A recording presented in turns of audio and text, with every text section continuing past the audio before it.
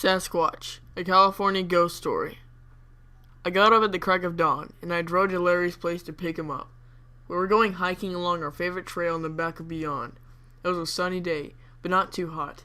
A perfect day for hiking. Larry and I walked along the rugged path leading into the woods, chatting off and on as the mood struck us. The path narrowed a bit as we neared the creek. I searched out in front, listening with enjoyment to the sound of the water flowing in the creek and chirping of the birds overhead.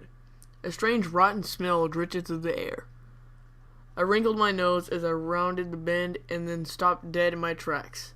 Standing beside the water of the creek was a huge, ape-like figure with a hairy body, long arms, and a flat brown face. Its eyes were round and dark, its ears were small, and its nose was flat. I gasped aloud. Then Larry cannoned into me from behind, nearly knocking me over. The creature fled into the woods. "Hey, watch it!" Larry said. "Why did you stop like that?" Sasquatch. I gasped. "What?" Larry asked. I just saw a Sasquatch. I said as soon as I regained my breath. Larry was skeptical about my sighting, to say the least, so I walked over to the place where the Sasquatch had been standing and pointed at the ground. A set of 16-inch footprints led off towards the trees. The strides were a good 4 feet in length, and the footprints were deep enough to be those of a creature weighing 700 pounds. Larry crouched beside the footprints, studying them intently. I kept my eye on the woods where the Sasquatch had disappeared. Sometimes they lingered in an area, watching humans with as much interest as we watched them. Then he jumped out and followed the footprints into the woods. I stared after him in amazement.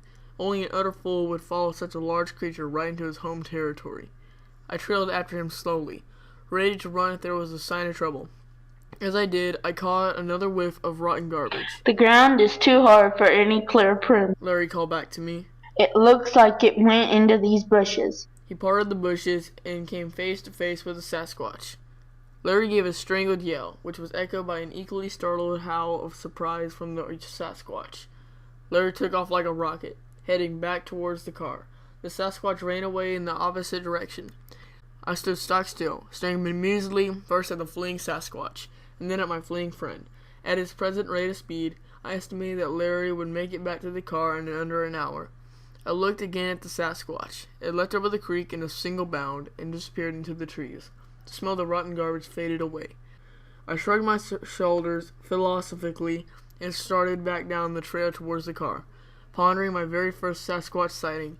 As I neared the car, I saw Larry sitting in the front. I grinned to myself. The next time I told Larry that I had seen a Sasquatch, he wouldn't be so skeptical. Then again, knowing Larry, I was not sure. I chuckled at the memory of Larry and the Sasquatch fleeing from one another and got into the car and drove my shaken friend home.